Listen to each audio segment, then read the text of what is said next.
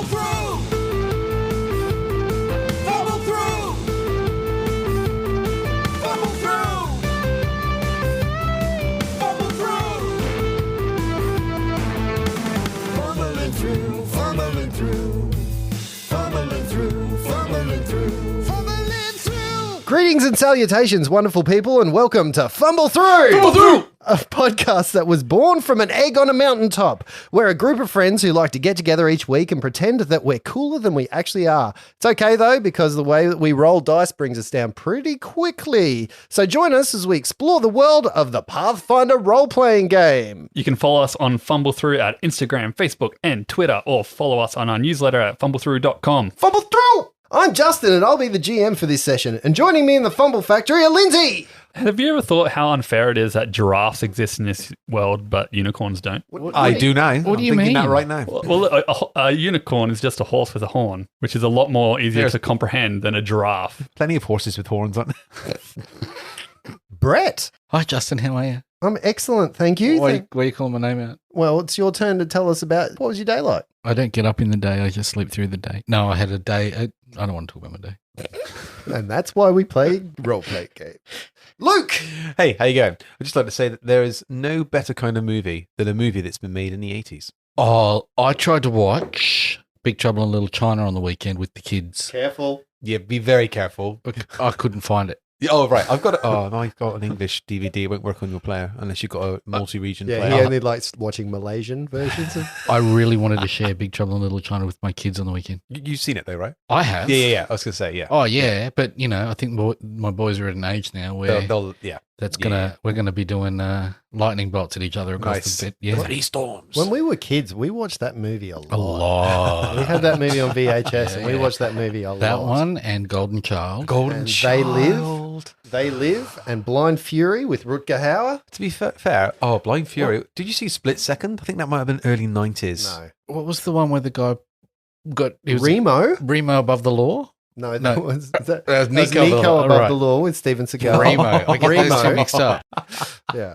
And special guest star this week is A Sense of Adventure. Like many gaming groups, we have unfortunately dropped one of our members due to scheduling and personal commitments. While it's a shame that Mikey's no longer able to go on this ride with us, we wish him well and push on regardless. I mean, we'll still see him every week when we play our other game anyway. Sure will. I've loved having you at the table. It's been really fun having you. It has. We'll miss him. Or Frenchie. As with every session, I like to lubricate our nerd minds with a question. If you have a question or a discussion topic that you would like to open the show, send it through to us at fumblethrough.com. Fumble! Actually, put it on our Facebook or our Twitter account because that's probably where we'll read it better. This week, I'd like to ask if you could have any fantasy pet, which one would it be and what impact do you think it would have on your life? My life.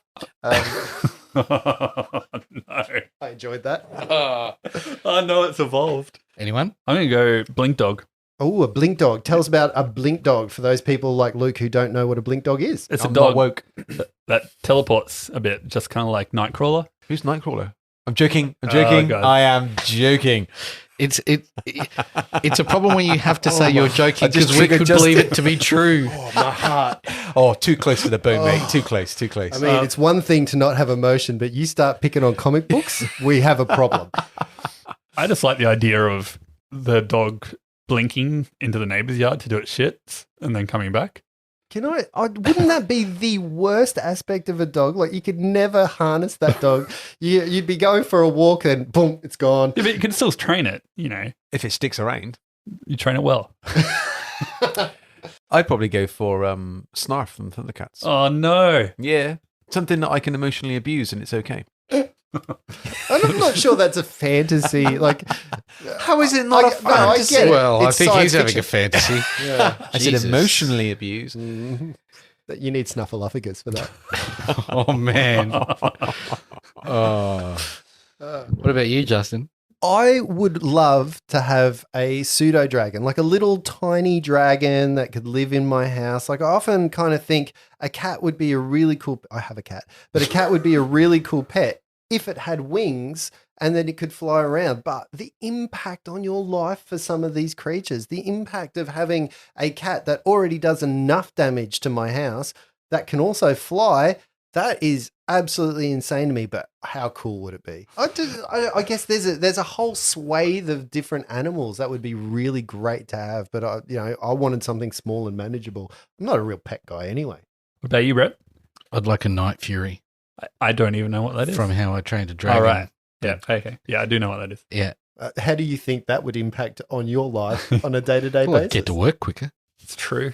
I don't think I'd need to get to work. You would lose a leg. No, I don't need to be Hiccup and what's his name? I don't know the dragon. Toothless. I don't need to be those. I just want a Night Fury, like a full one, a proper one, Right. not a shitty one like Toothless.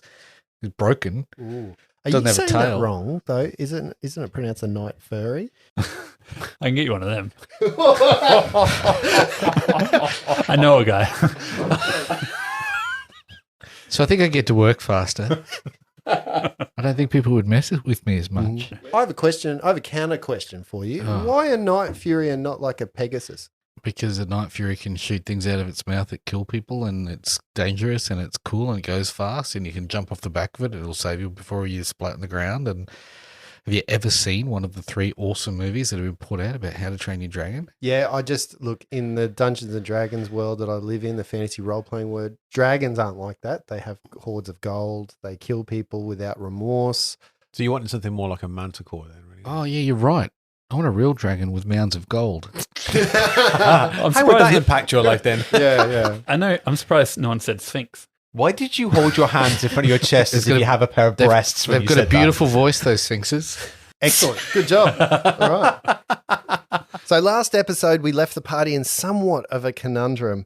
Having entered this ancient ice-covered complex, you've overcome the obstacles presented in the first room, unfreezing Decath by putting the ring on his finger, destroying the animated ice statue. You recovered both halves of those keys that sort of fit together like the swords from He-Man. And then you entered the second room to find the second ice statue carved in a realistic delight. After Decath accidentally, and I say that in inverted commas, pushed the statue over, destroying it, the being within it got freed, and the spirit cursed you all. In an explosion of cold, both Flopsy and Decath fell to the floor, and it's now up to Reg and Miles to figure out what to do next. I'd like to zone in on both Reggie and Miles in a room. You've got 2 of your friends lying on the floor. You know that one of them's, or at least both of them, I think, have been stabilized for what you can. What kind of healing, or what are you going to do? Like, how do your characters deal with this? Miles, after checking over both Decath and Flopsy, would be like, "This is all I can do for the moment. We're just going to have to bunker down for the night and hopefully leave in the morning." Does he look terminal? As far as I can tell, I'm not a doctor. As far as I can tell, they're fine. So Reggie just goes over to Flopsy and Decath and just kind of like checks them over a little bit and it's best he can kind of thing. Do either of you have any healing skills? Do you have skills in the arts of healing? They're multiplying at the minute. So I can roll a heal check, yeah. You can? Yeah, me too. Okay. You So want- is that you a want cue? heal check? Well, I mean, you I'll said check- you can. I'll check Actually, no, Flopsy. guys, don't want you to. No, so roll your heal checks. Let's see what you can find out about these. So two I characters. rolled 14 with my modifier. It gives me 16 on the heal. Yes, I rolled a 3, so if my modifier, that gets me an 8. outstanding. That's a great rolls. modifier, though. Yeah. That's a fabulous modifier. It's just unfortunate the dice roll don't Oh wait, back sorry, you up. that was fly. That takes it to a 5. You are pretty fly for So a you white check guy. the heal and flick to the ceiling. Yeah. Why are you checking to heal through my fly? Oh dear. I don't think flies are invented yet. Reggie, you're looking over the 2 bodies. You're sitting there. You're doing what you can with the healing arts that you've got. You kind of look over Flopsy and you kind of, okay, you can feel a pulse. There's still blood there. There's life there. You get to Decath. There's nothing. Decath's gone. He's a lifeless corpse. Miles, we've lost Frenchie. What do you mean? He's gone. I swear I stabilized him just before, and he runs over and double checks and probably finds the same thing. And I swear we got to him in time. Maybe it was I cast the wrong spell. I don't really know what I'm doing. So at this point, we've made that decision to hunker down and just see what the morning brings. So now we're going to have to kind of establish a watch Yeah. and just hope that Flopsy's able to kind of bring himself back from the brink. Yeah, I assume would be whoever's on watch would be staying by his side and trying to keep an eye on him for anything and try and. Well, that would, yeah. So Reg's like, I'll take the first watch then, boy, you get some rest. Oh, I can't go to bed just yet. There's too much going on. The last 3 days have been ridiculous. Like from everything that's been going on, I've been driven out of my hometown, and it's just I've got all these new friends, and it's just something I've never experienced before. You two seem like outcasts yourselves, and to accept me the way you have, it's quite heartwarming. Well, boy, I've had a bit of a experience with being the outcast myself. Trouble never seems to be too far from either myself or Flopsy, so don't take it too hard on yourself that we've run into a bit of strife, boy. Where Flopsy and I come from, we're not really considered, how can I put it, model citizens. Well, I was, but it didn't help. I was just too different. My thing now is, what are we going to do if we're stuck down here? What do we do? Well, I'm pretty sure if Flopsy's going to turn around and wake up, when he does, he'll figure something out. I've got all my faith in Flopsy. We need to make sure that he gets through the night and recovers. He's a powerful wizard? He's certainly a knowledgeable character. There's no doubt about that. Okay. As to the magic, I'm not so sure. It's not really my place. Well, mine neither, but it looks like that's changing. True. My experience with Flopsy is his magic tends to get us in as much trouble as it gets us out. Which is why I've stuck with him. Thank you, Reggie. I'll try and get some rest. Wake me for second watch. I will do. Rest up, boy. You'll go and have a lay down. You kind of hunker down into the room. I mean, the room's cold, and it's still, I guess, the one good thing about Decath not being there is that you get to equip yourself finally, Miles. Isn't it all frozen now? He's a different size. He's just 2 sizes smaller than you. He's got smaller feet. He's a little shorter. Everything you put on is just a little bit too tiny. Yeah. Take the gun, though. I guess you guys find yourselves for the first time in this room having lost a character. And that's probably something that's a bit familiar to someone who grew up at a farm, but very different. Like, you guys didn't really know Decath that well, did you? Mm. It's, yeah. I don't know what I'm trying to say there. So Well, I let's guess move really, on. like in that circumstance, we'd be like Miles has turned around and said, there's been a lot going on in the last couple of days, and I think really we would be probably running a little bit on autopilot, sort of. The real question here is, have your characters experienced the loss of people around you, people you care about, people you've, I guess, adventured with or been with? So Reggie hasn't experienced death as such, but certainly loss. The person that took him in to train him in Jalmarie, who he had built quite a strong relationship with over the time that he was with him, just disappeared. So you guys are hunkering down. Did you say you're taking turns at watching over Flopsy? Yeah, so Yep. Reggie will take the first watch. So are you guys tending to the body? Are you are you treating wounds through the night? Are you keeping him warm? I'll be next. Yeah, I'll be next. Teabagging him, Yeah, right? Miles will be sleeping, and I'll be sitting next, keeping an eye on Flopsy, because I would want to do that anyway, because me and Flopsy are pretty close. Right. So you start administering a bit of healing. In terms of a character and rules, that means that Flopsy will actually heal a little bit more because you have administered some healing for him, and you kind of do that for the 8-hour period that is until the morning. And you kind of, you're wiping the wounds clean. You're trying to warm him up. You're trying to put him in. He's in a silver blanket. You put him in a bubble. The ET's there, and his finger warms up, and he touches him. We on can the use Decath's stick. cloak, couldn't we?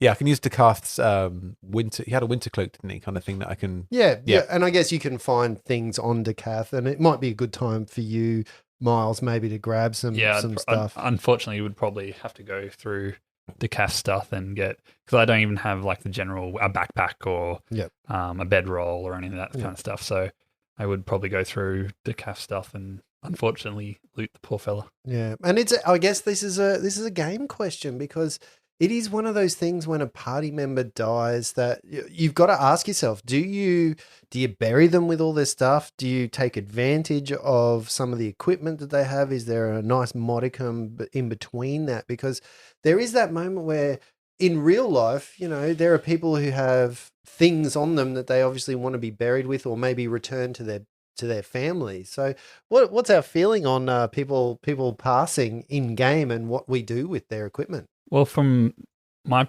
perspective in this scenario, I think being that Cass wanted to be a hero, I don't think he'd have an issue with me taking his day-to-day living supplies to help myself. But I think he'd want to be buried with his weapons. The old Boromir on the boat with the sword kind of thing. So Yeah. I think I'd probably, in this situation, be inclined to take an item that proof of the calf and bury him where we are, because there's a lot of wildlife around. You wouldn't want the body to get eaten by a cat. yeah, or some other animal kind of thing. And then obviously that's the location. Well, we would hope to know the location to pass that information on if ever we came in contact with somebody that knew him, and then use the item that we've taken as proof. But yeah, I think taking the weapons and stuff would be a pretty cold move. Brett, what's your, I guess, in game? You're out of character, because role playing a character right now is a very silent and It's an internal affair. yeah, it really is. So, out of game, what's your thoughts on that? We've been adventuring for a while as Yeah. friends. Oh, there's a couple of schools of thought for me. One is, if I take all the gear as a DM, going to punish me for having too much gear now and not give us any treasure. And is it useful for me? The real school of thought is honouring the dead. It's what should they be buried with? What is the thing that their custom says? So for an elven person, I'd want to know. Like, I'd be asking, do we have to return his body with all of his things to his elvish parents? That's the thing we should set him up for. And if we can't do it now, well, let's intern his body here to come back for it, to let his family know where to get it. Yeah. Yeah. And I guess that's an age-old question, depending on the groups that you play with, depending on the characters that make up that group. That can be a varied thing. There are definitely some trains of thought that say strip them of everything that's valuable. And as a GM, that can put you into a bit of a conundrum as well, because it changes the dynamics of a party. Then you have a new character come in that obviously has a starting gold as well. And if that character, It gets a bit OP sometimes, doesn't it? it certainly can unbalance the game, or, I guess it depends on the type of game that you're playing. So it's just something that I thought about. But There's a question there about honouring the dead and what they should get buried with. And, they might not get buried with the wand of cure light wounds, but they might get buried with their sword. Maybe they don't care about their backpack and their bedroll. And you got to make some choices about what's important to the character and what's not. So Can't eat rations when you're dead. Right. If we look at Decath, obviously his gun and his sword were very important to Yeah. him. You probably want to leave that with his body. And I guess the other part is, the burial rites. But His feet he didn't love. so you guys are sitting there looking over Flopsy, just keeping him comfortable as he can. And you start noticing just at some point during this rest, he just starts to twitch a little bit. His body starts to move. You see parts of his eyes flicker open, and it looks like he's in a visceral kind of dream state, I guess is the best way to describe that. So Reggie checks that because he's obviously going to be worried that maybe there's a fever setting in Yep. or something like that. And you're saying that that's not the case. No, he just, as you're there, it just seems something comes over the actual body. Darkness. Absence. The void. No touch, no smell, no sound. This is the first thought Flopsy has when he rouses. Where is the tangible things that bind me to a place?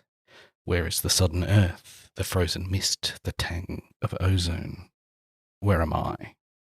Welcome.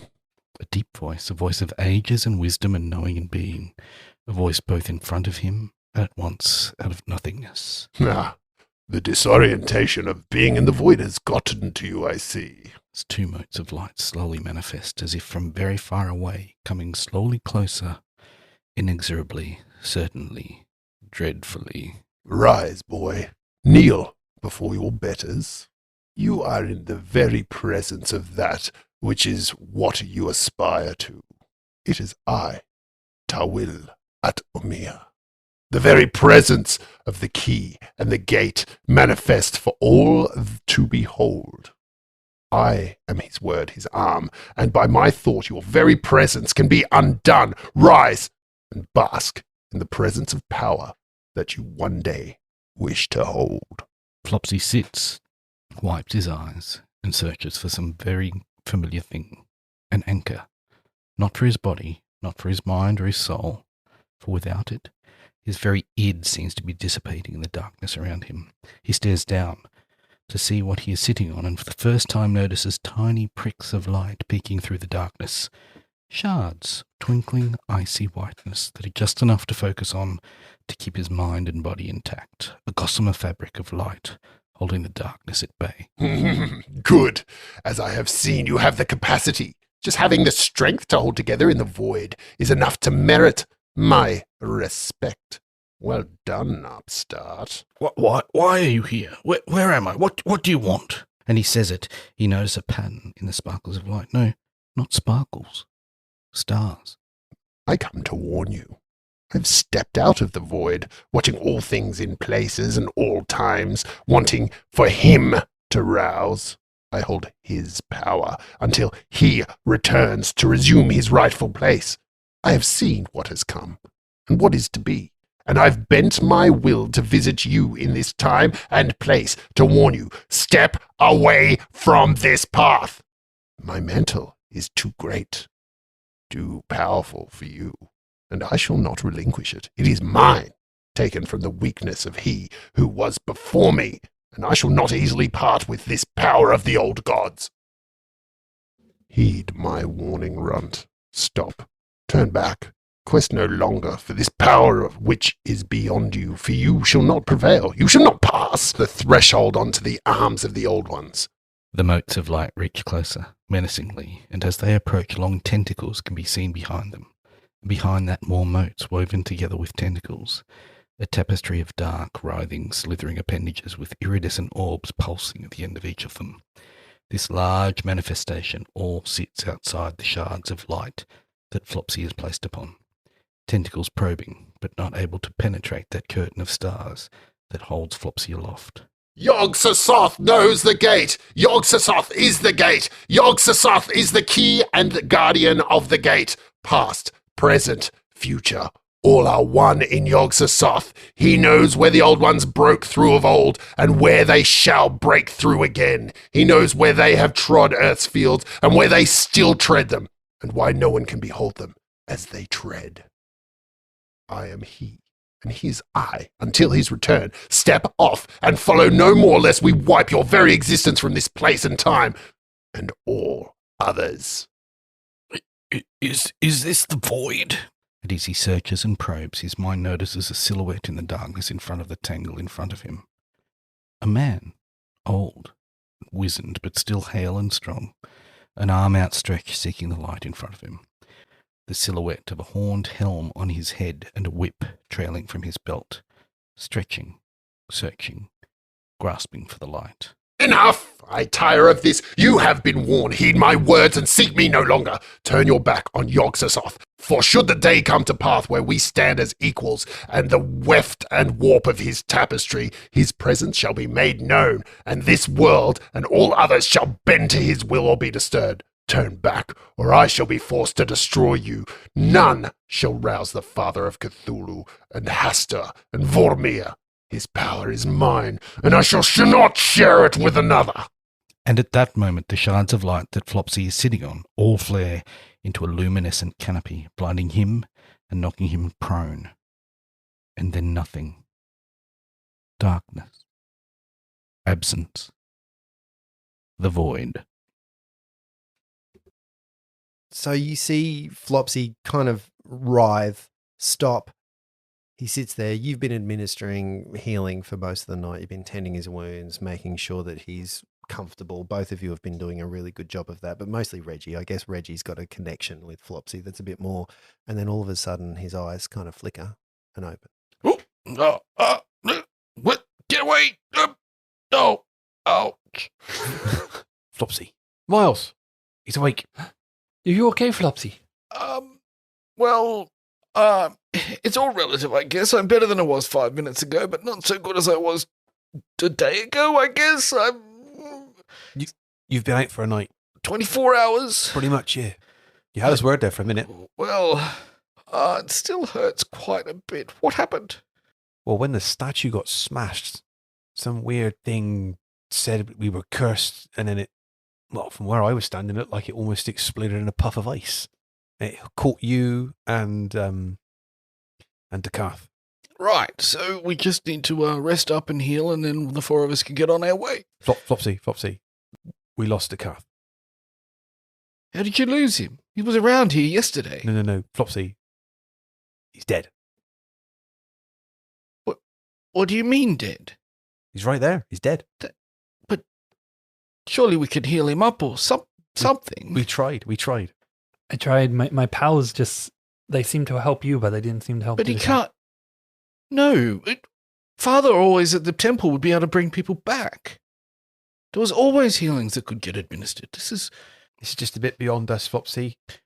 Perhaps there's a way to hold him here until someone who has the power to bring him back can come back and bring him back into the light. So, tell me step by step what happened while Basically, Dekath pushed the statue over. It shattered. We found the key, and as we were picking up the key, a spirit of some kind with tentacles and it's like an old man with tentacles, and he said they would curse us all, and then explode, and ice shards went everywhere, and you and Dekath copped most of it. I was able to cast some magic, and I was able to stabilize you. Well, that's what Tippy said. He said, stabilize, cast. And then I tried and did the same on Dekath, but it felt like the spell did the same thing, but nothing seemed to happen. Oh, right. And a key? The statue? Yes, there's a key. And then he hands over Show me the key. I hand the key to Flopsy. Can I do a detect magic, inspect? What do I see in the key?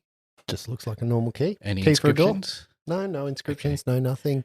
It looks very similar to that other key that you found that has of two halves. I read a lot of books. I have a feeling it is that locked door behind us, but Right.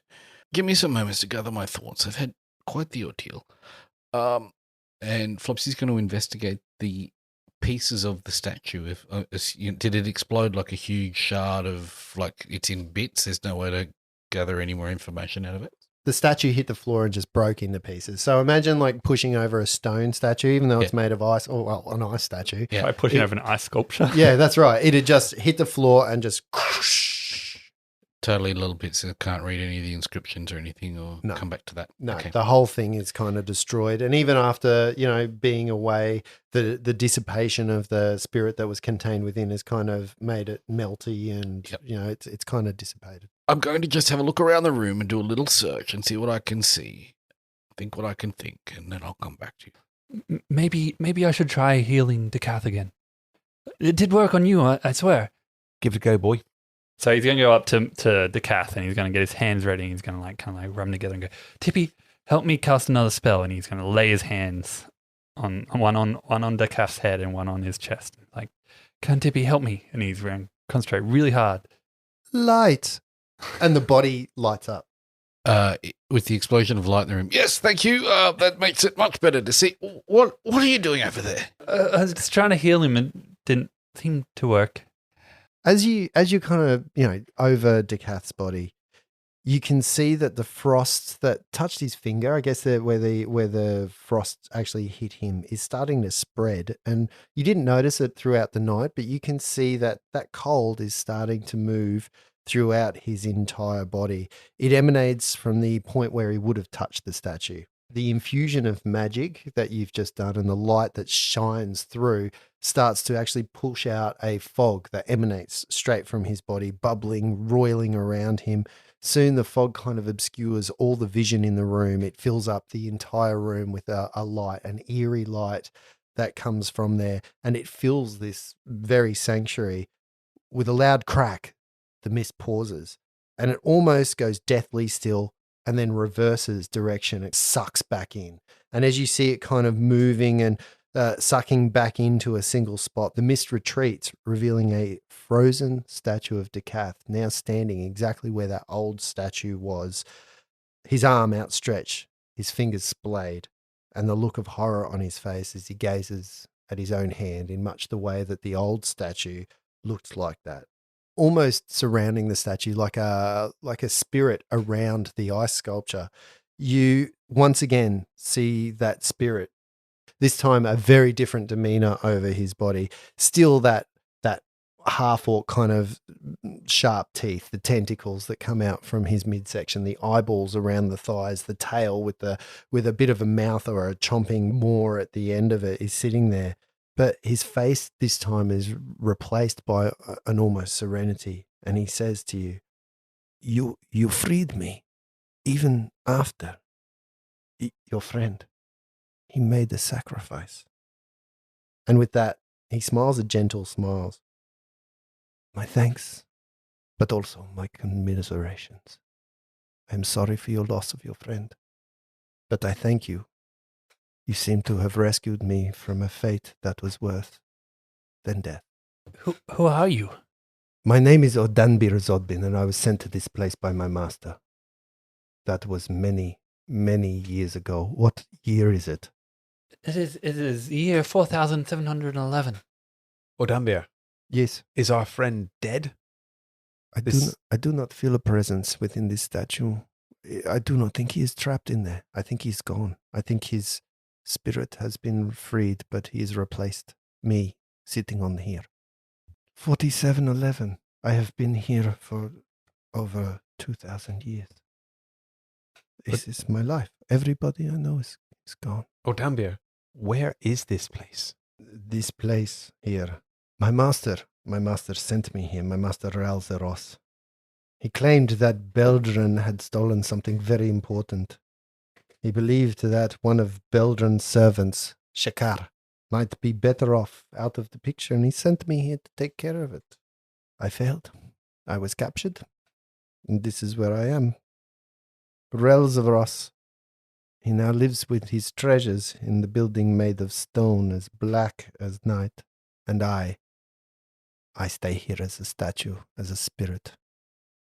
But now I am free, and I thank you, and I thank your friend.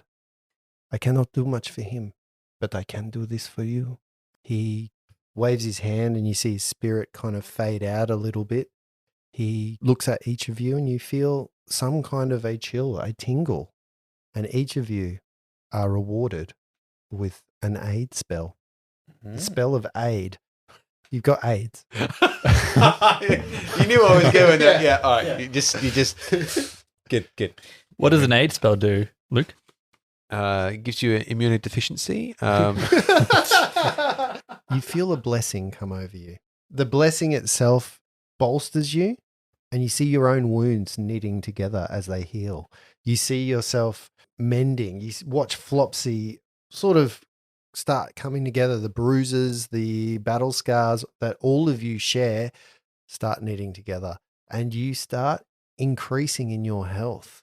So right now you're under the effects of what's a temporary hit point spell, aid.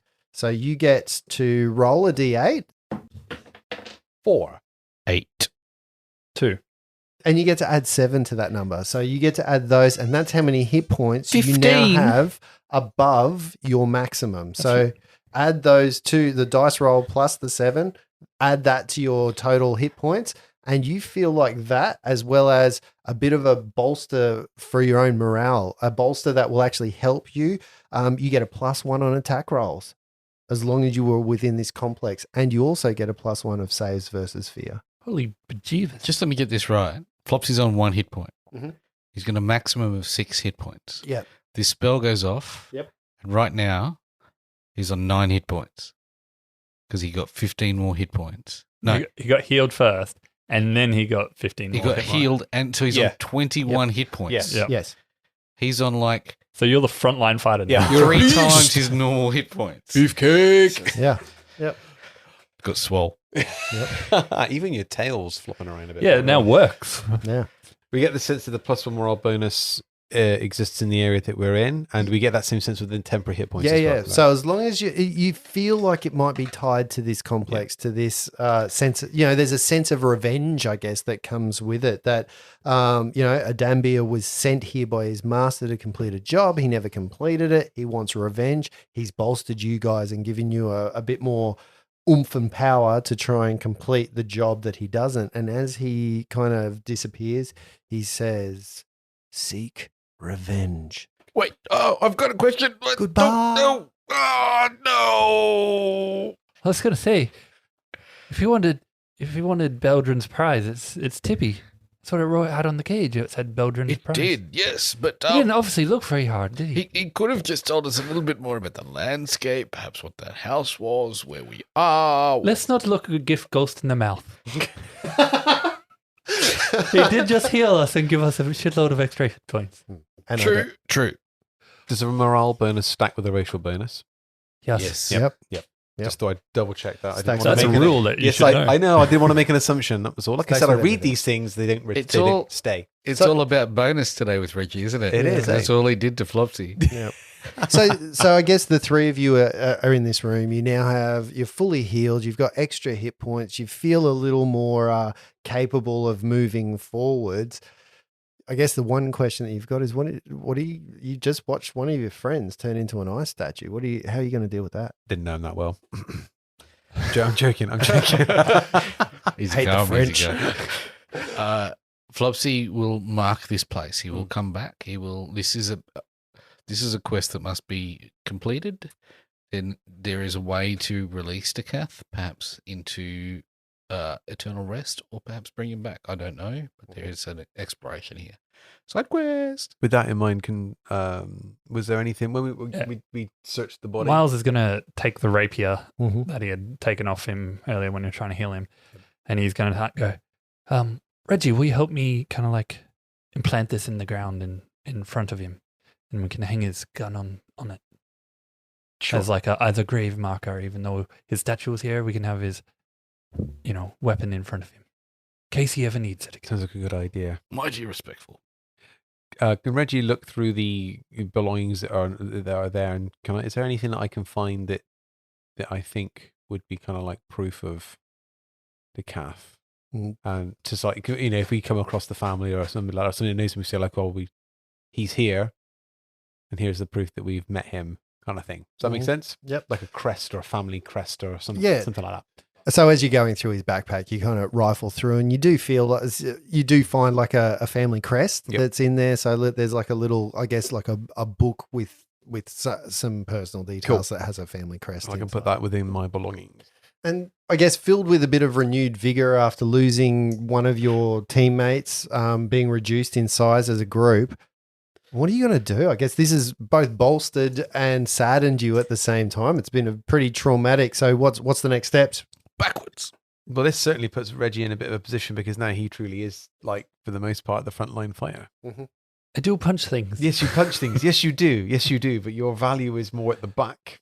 No, but Reggie's thinking more like you're protecting Flopsy. If I'm moving forward, I don't want to leave Flopsy exposed. So you're the next kind of Second stage of defense. yeah. Well, Because I know Flopsy's up until now, Flopsy's a piece of tissue paper.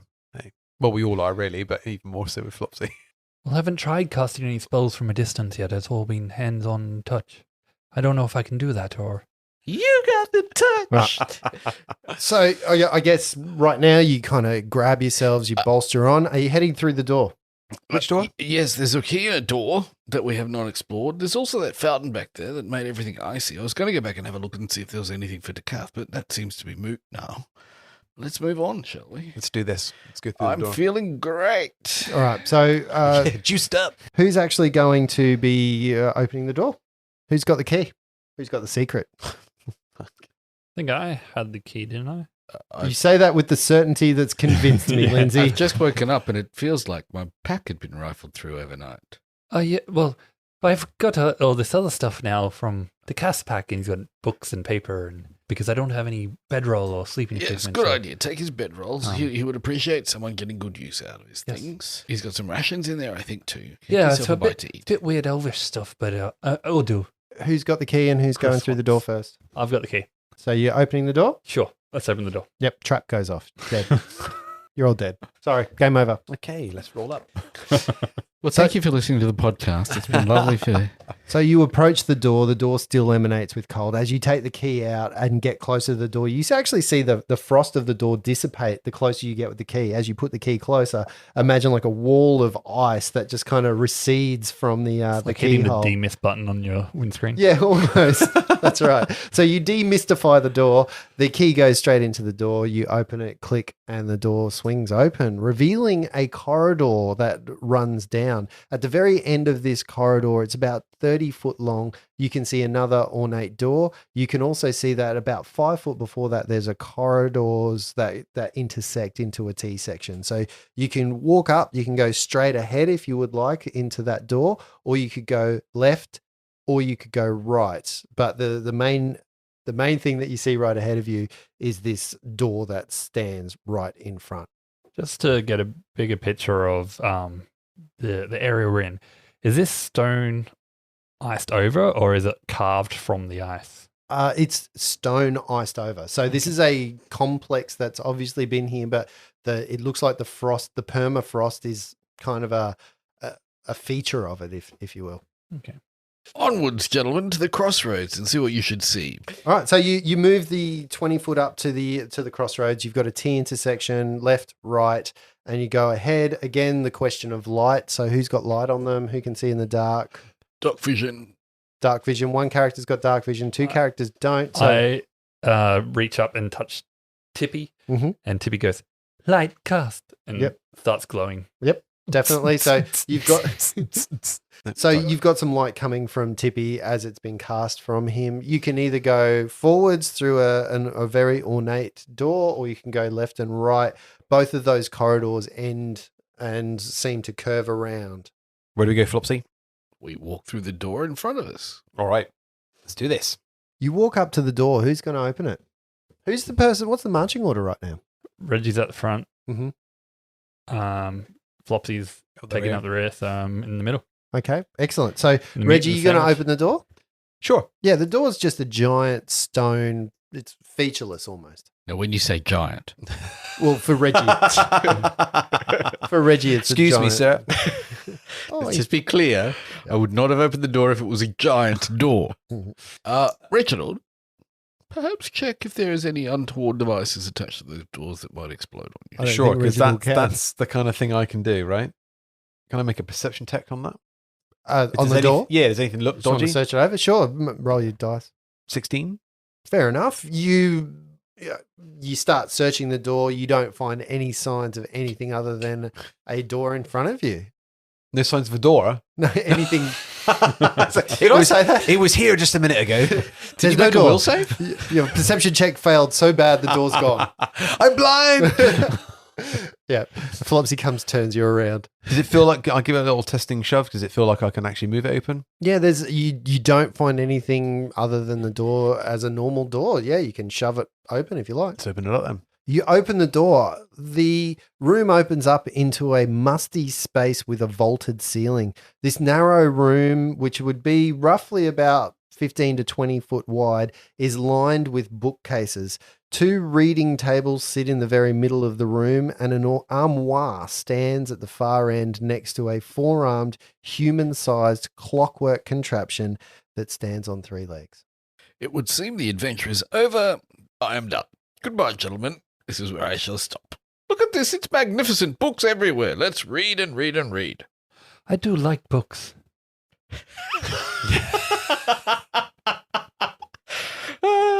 I like books. Thanks for us, Grump. Armoire is a piece of furniture. Oh, yeah. It's a cupboard. Oh, it's a cupboard. Wardrobe. Do you not know what an armoire is? Why can't you just fucking say cupboard if it's just a cupboard? It's like it's English. I'm doing this to honor Decath. It's a French word. It's a French. Oh, there. That's why I don't know. It's a French word. I was going to say, you should probably know it more, but I should. You know, I should. Yeah. So as a foreigner, you stand in what really looks like a library to you, and you can see at the end of it the armoire or the cupboard, and there is a person that stands there, but the person's made of like clockwork things, Tippy? almost looks like Tippy. You can see it's got 4 arms, it's human sized, it's got 3 legs, and there's a body that comes beyond it. It's kind of like a little spider on 3 legs, I guess. Does it look functional? It's just sitting there. It's standing there totally still at this point in time. The other main part of this room is that there is no frost in here. It's cool, but there's a rug on the floor. It's quite comfortable looking in here. There's none of that permafrost that seems to cover the rest of the complex. So Reggie's going to walk up to the three-legged mechanical thing, Mhm. or approach it anyway, just to see what it's all about. Like Okay. slowly, kind of like, you know. You walk up. So you So walk, I'm walking you walk towards up it, like past- kind of like, just approaching it cautiously, kind of just to see what it's about. right at the other end of the room. So Yeah. you would have to walk through. So imagine the room has library shelves, bookshelves that are on both sides of it. There's 2 tables in the middle that are designed, you grab the book, Yeah. take it to the table, and Yeah. you've got a little desk to sit at. It's right at the end of there. Well, So I'll slowly approach it. While the other 2 are clearly all struck with all the books that they can read, I'm obviously a bit more Okay. concerned that there's something there that potentially could be hazardous. Sure. Give it a little tap. As soon as you do Tappity-tap-tap. that, and you see it just start moving, I'll jump back. and it kind of says to you, Master Beldrin, what can I do? And it looks at you and, you are not Beldrin. What is the secret word? Flopsy! Uh, Yes, books over here. Quite interesting. This is the history of Miles. Absalom. What is the activation word, please? You are not Master Beldrin. What is the activation word? Tippy, what's your activation word? Tippy just looks at you kind of, what? Damn, it was worth a try. Yeah. What is the activation word, please? We Perhaps use him to hack into the try. mainframe. the Dark Tapestry. Incorrect. What is the activation word, please? Beldrin. Incorrect. What is the activation word, please? Password. Shakara. Incorrect. Intruder alert. Intruder alert. And you can see at that point the legs that it's standing on kind of bolster up. Its forearms flare out. Not its forearms, but the forearms that it has on it Right. flare out, and it looks like it is about to charge you. At which I point, thought it was going all Popeye there for a second. yeah, it eats some spinach. Its arms kind of flare out, and it looks like imminent battle, which we'll do next time we get together. Oh, No, let's do it. I don't. If you notice, Justin seems to feel very uncomfortable with. Feelings. what Yeah. was his vows like when he got married? What is emotion? I actually said I actually said to my wife in my wedding speech, "I love you like a fat kid loves cake," and that is a poster that is in my bedroom. Little did he know that I would be that fat kid one day.